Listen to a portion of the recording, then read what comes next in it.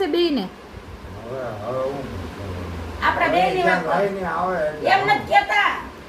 એમ કહે છે કે તો આપણે ઓલું આપણે બધા સેલિબ્રિટી કરે ને લગ્નની ઉજવે ને એમ કહે છે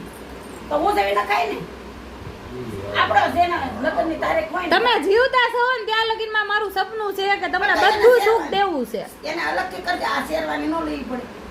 શેરવાની ન લેવી પડે એક દિવસ પપ્પા મારું એવું સપનું છે